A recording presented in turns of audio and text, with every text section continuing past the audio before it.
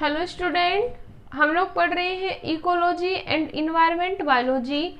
Ecology and environment biology की last class में अपना जो टॉपिक चल रहा था वो चल रहा था एक्वेटिक हैबिटेट।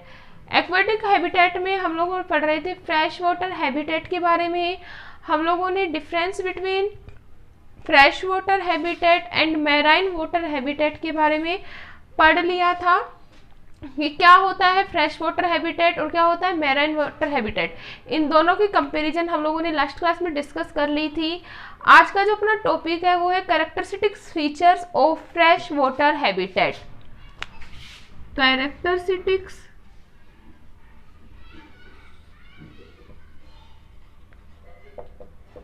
फीचर्स ऑफ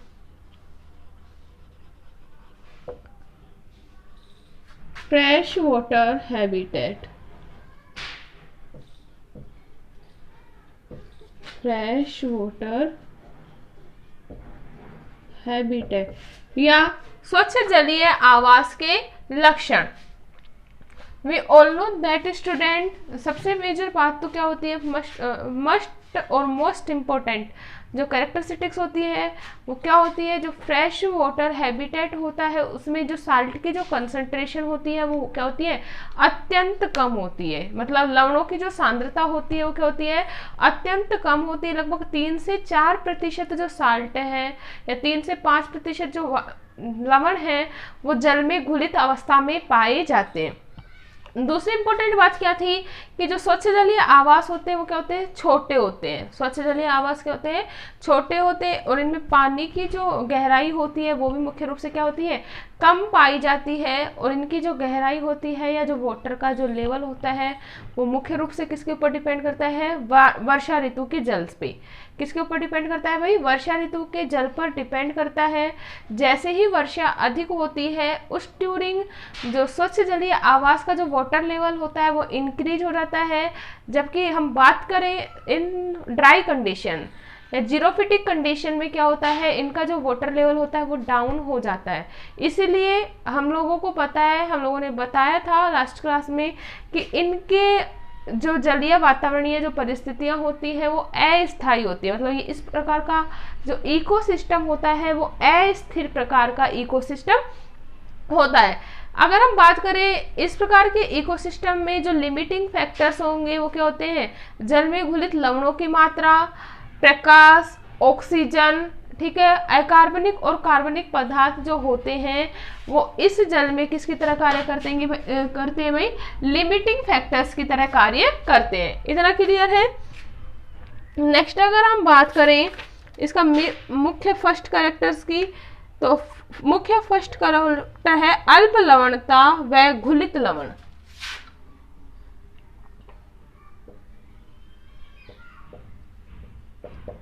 अल्प लवणता व घुलित लवण। We all know that student कि जो फ्रेश वाटर हैबिटेट होता है या स्वच्छ जल जो होता है वो एक अच्छा विलायक होता है। स्वच्छ जल जो होता है वो कैसा होता है, अच्छा विलायक। अच्छा विलायक का मतलब क्या होता है, इसमें मुख्य रूप से सभी पदार्थ इजीली क्या हो सकते हैं, डिसॉल्व हो सकते हैं, इसलिए इसे क्या बोला जाता है, अच्छा विलायक। क्लियर है। इसमें जो विभिन्न प्रकार के जो लवण होते हैं वो घुलित अवस्था में पाए जाते हैं। और नेक्स्ट अगर हम बात करें इनमें जो लवणों की सांद्रता होती है वो कितनी होती है, लगभग 1 से 5% क्या पाई जाती है भाई, लवणों की सांद्रता। या हम लोग दूसरी भाषा में बोल सकते हैं कि इनमें लवणों की जो सांद्रता होती है वो 1 से 5% से भी नीचे रहती है। ठीक है। नेक्स्ट अगर हम बात करें इनमें लवणों की सांद्रता बहुत बार क्या होती है, इंक्रीज या डिक्रीज होती रहती है। रीजन क्या है, क्योंकि जैसे ही नदियों का जो जल होता है वो कटाव के साथ आता है। किसके साथ आता है, कटाव के साथ। तो हम लोग पढ़ते हैं कि चट्टानें होती हैं और जो सोइल होती है उनमें भी कार्बनिक और अकार्बनिक जो लवण होते हैं वो पाए जाते हैं। तो उस टाइम क्या होता है, जब चट्टानों के साथ इसके अलावा जब पानी बहता रहता है तो किनारों पर या अनेक स्थानों पर जीवित या मृत जो जीव होते हैं वो पड़े रहते हैं। इन सब में भी विभिन्न प्रकार के जो लवण होते हैं, कार्बनिक और अकार्बनिक लवण पाए जाते हैं। उस दौरान जो जल की जो लवणता होती है वो क्या हो जाती है, इंक्रीज, क्योंकि चट्टानों के बहाव से चट्टानों में पाए जाने वाले जो लवण है वो भी घुल जाएंगे। जीवों के मृत शरीर में जो पाए जाने वाले जो कार्बनिक और अकार्बनिक लवण है वो भी क्या हो जाएंगे, इसमें डिसॉल्व हो जाते हैं। ड्यू टू दिस रीजन क्या होगा भाई, लवणों की सांद्रता इंक्रीज हो जाती है। क्लियर है। अगर हम बात करें स्वच्छ जल में NaCl की मात्रा, NaCl की मात्रा जो होती है 0.3 से 0.8, 0.3 से 0.8 होती है हाईएस्ट। और यह जो मात्रा होती है परिवर्तनशील। कैसी होती है भाई, परिवर्तनशील रूप से पाई जाती है। अगर हम बात करें स्वच्छ जल में calcium, zinc, magnesium, sodium carbonate, potassium के क्या पाए जाते हैं, लवण घुलित अवस्था में। किस किस के, स्वच्छ जल में सोडियम, कैल्शियम, फॉस्फेट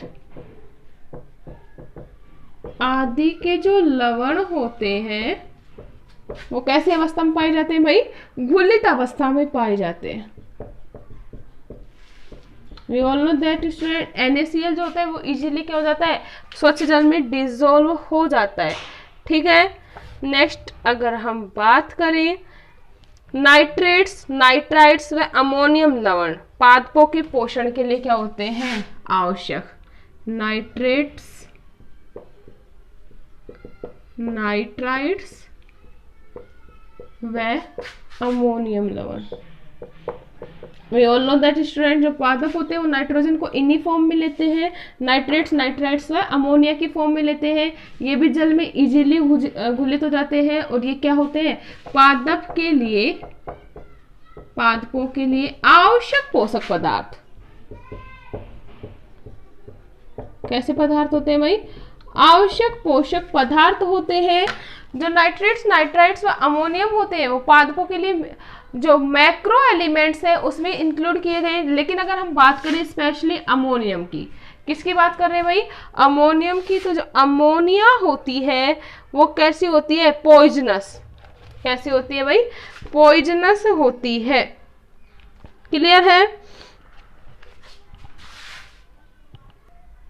इसके अलावा स्वच्छ जल में पाया जाने वाला जो कैल्शियम होता है वो भी पादपों की वृद्धि के लिए आवश्यक होता है। क्या, कैल्शियम किसके लिए, पादपों की वृद्धि के लिए क्या होता है भाई, आवश्यक। We all know that student सभी जीवों में, अगर ह्यूमंस की बोन्स की बात करें तो उसमें भी जो कैल्शियम और फॉस्फोरस होता है वो मेजर एलिमेंट्स के रूप में पाया जाता है। ठीक है।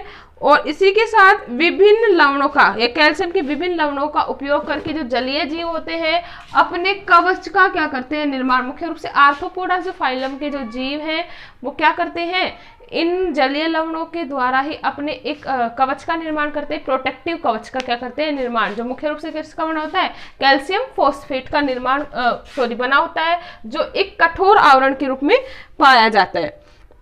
क्लियर है। अब अगर हम बात करें नेक्स्ट, स्वच्छ जल में जो लवणता होती है वो क्या होती है, कम पाई जाती है। स्वच्छ जल में लवण की मात्रा क्या होती है, कम। इसके कारण जो जलीय जीव होते हैं या जल में पाए जाने वाले जीव होते हैं उन्हें ऑस्मो रेगुलेशन की जो समस्या है उनका सामना करना पड़ता है, क्योंकि लवण की मात्रा कम होने के कारण इनकी जो पराशरण सांद्रता होती है वो ठीक तरीके से नहीं बनी रहती। इसलिए इनके किसका सामना करना पड़ता है भाई, ऑस्मो रेगुलेशन का क्या करना पड़ता है, सामना करना पड़ता है। क्लियर है। इसका रीजन क्या है ऑस्मो रेगुलेशन की समस्या का सामना करने का, बिकॉज जल में घुलित लवणों की जो मात्रा होती है वो तो क्या होती है, कम। ऑस्मो रेगुलेशन की समस्या का मुख्य कारण क्या है, जल में घुलित लवणों की सांद्रता घुलित लवणों की सांद्रता क्या होती है, कम। जबकि अगर हम बात करें बॉडी के अंदर जो लवणों की सांद्रता होती है वो क्या होती है, अधिक। जबकि दैहिक लवणों की मात्रा क्या होती है, अधिक। अब क्या होगा, लवणों की मात्रा का निष्कासन भी होगा, निष्कासन होगा तो क्या होगा, वो बॉडी से, शरीर से बाहर तो निकल जाएंगे, लेकिन इन्हें इतनी ही मात्रा में क्या नहीं मिल पाता, लवण नहीं मिल पाते हैं शरीर के अंदर वापस से ऑस्मोसिस या डिफ्यूजन की क्रिया के द्वारा। ड्यू टू दिस रीजन इन्हें किसका फेस करना पड़ता है, ऑस्मो रेगुलेशन की प्रॉब्लम को फेस करना पड़ता है। क्लियर है। नेक्स्ट अगर हम बात करें इसकी कैरेक्टरिस्टिक फीचर्स की, तो वो है पीएच।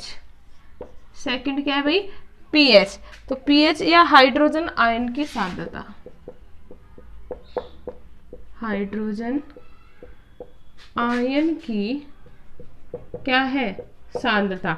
अगर हम पीएच की बात करें तो स्वच्छ जलीय जो जल है या स्वच्छ जल जो होता है उसमें जो पीएच होता है एक महत्वपूर्ण कारक की तरह कार्य करता है, या हम लोग बोल सकते हैं पीएच जो होती है वो लिमिटिंग फैक्टर की तरह कार्य करती है, सीमाकारी कारक की तरह क्या करती है, कार्य करती है क्या, पीएच।